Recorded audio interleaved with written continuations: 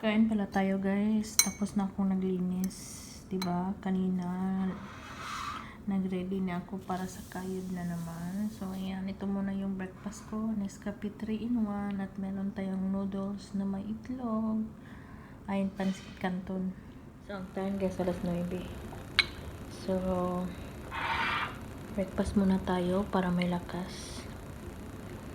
Ayan.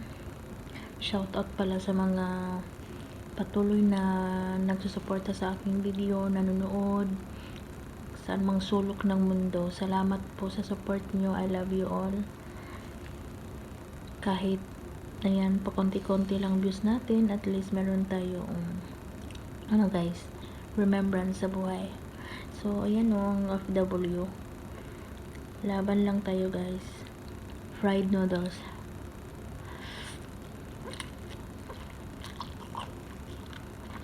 Tapos parisa natin ng itlog. Sapat na.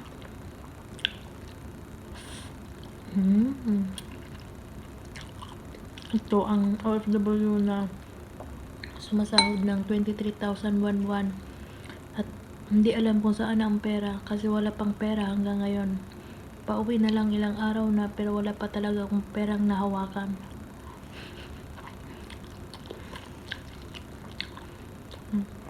Alam niyo guys, patawa-tawa lang ako. Pero ang dami kong pagsubok na nilalabanan. Okay lang, laban lang tayo. Hanggat may lakas pa tayong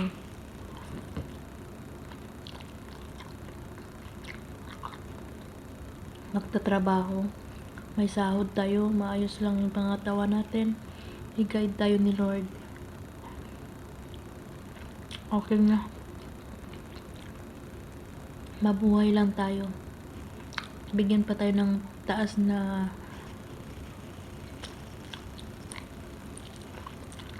edad ni Lord. Nakakamiss din tong noodles, diba?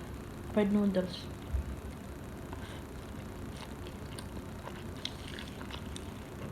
Minsan lang kami kumakain ng ganito.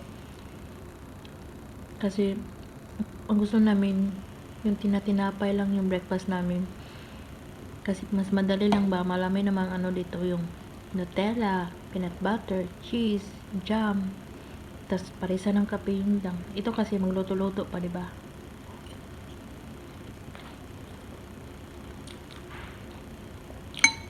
Ayun guys, ang buhay.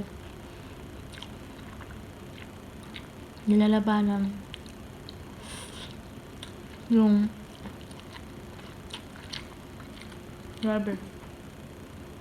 Ang isip ko guys, excited ako. Ang katawan ko, ang puso ko, excited ako makauwi. Kaso, yung 1/4 naman, nag-iisip kung pag-uwi sa Pinas, yung wala kang ipong marami, tas gastos doon, gastos dito. So, ang gagawin, hindi na lang ipilit. Kung wala talaga, diba?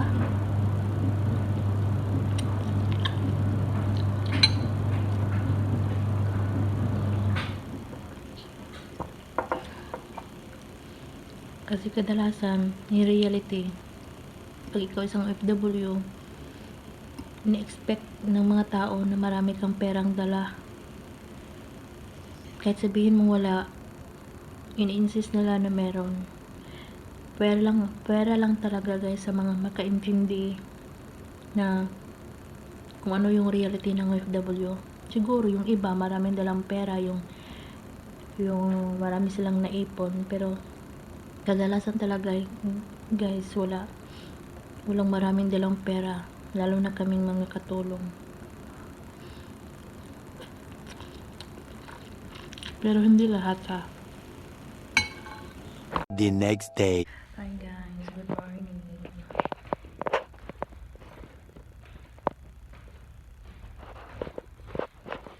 So ayan, good morning guys. Ang weather, maganda ang weather. So guys, nagpalit pala ako ng bedsheet habang nagantay ko ng amo ko. Ayan, umalis na siya papuntang work. naisip ko naman, ano na lang, 15 days to go na lang. At flight ko na pa Pinas. Grabe, excited. Excited guys. Excited na kahit walang pera. Kahit sarili lang natin ang dala natin. Syempre, magpalit din tayo ng bedsheet, diba? Kasi, baka babaho tayo. Ayan guys, nakailang timbang na tayo dito sa mga atong bagahe, oh. Ito pala yung hand carry ko, kaya ititimbang ko na naman siya ulit. Tingnan natin. Masikip dito. So guys, ang hirap. Ang hirap guys. Wait. Maliit lang ang lugar. Grabe, paano na lang pag ma-exist tayo? Lanay na siya guys. Tingnan nyo. Kailangan siya tanggalan ng 2 kilo. Ginawa ko Lord. Tingnan mo 9 kilo. Kasi pinasok ko dyan yung Chromebook. At yung charger, yung plancha. Pagtanggalin ko yun, okay lang 7 kilos na. So ito pa yun guys. Yun pa guys. Kailangan maliit kasi yung bag. Kahit lagan ko siya, gusto ng 23 kilos. Parang 20 kilos lang talaga. Kasi maliit siya eh. Tingnan natin ha. 18 kilos siya. Ayan, natangudog uroy. Kasi kanina pa to sinakay ko. Diba? O, 18 talaga siya. 18.30. Kaso, ang pag-ano ko guys is, kaso lang, maliit kasi to na bag. Kahit pasukan ko siya ng 23. So, ayusin ko na naman. Isalpak ko yung 2 kilo sa bag luggage sa hand carry ko. Pasarpak ko dito sa bagahe ko na pang check-in para mabawas-bawasan yung hand carry ko guys. Ganito pag umuwi guys, lagi akong nagtitimbang, pati yung kasama ko. Na-stress kasi ang mahal sa airport ng 4KD yata yung 1 kilo. So mga papuntang sa 1,000 yung 1 kilo nila bayad, diba? Sa Pinas 200 lang. Dito sa Kuwait mahal guys. Kaya kailangan talaga nating ng bagahe natin yung hindi lalampas. Okay lang pag meron tayong maraming extra money, diba? So ayan, nakaka-stress.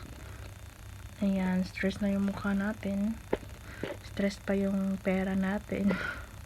Pero kailangan masaya naman, laban lang guys. Tahimik ang bahay. Ako lang mag-isa dito, kaya naka-ready na to. Kasi alas 2 na ng hapon. At pauwi na silang lahat. Galing sa trabaho at sa school ang mga tao dito sa bahay. Kaya ako lang mag-isa dito guys. Pag ganitong oras, 1:00 hanggang alas 3. So ako naman nagre-ready. Syempre, pagdating ng mga amo, kakain sila. Pagdating ng mga bata, ang buhay katulong. Wala yung lunch today.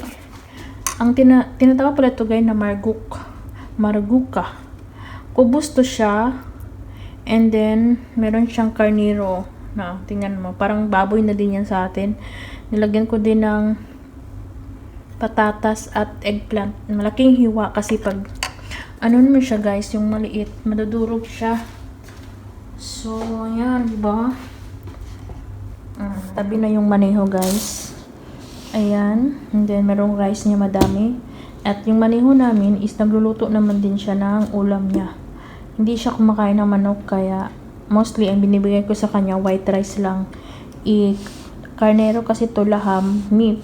Kaya binigyan ko siya kasi kumakain siya ng ganito gulay. And guys, magbigay tayo ng fruits para sa amo. Matamis tong apendi na to. Cute. Diba guys? Cute na cute. Kagaya ko cute. Tikman nga natin. Huwag maingay. Sabi?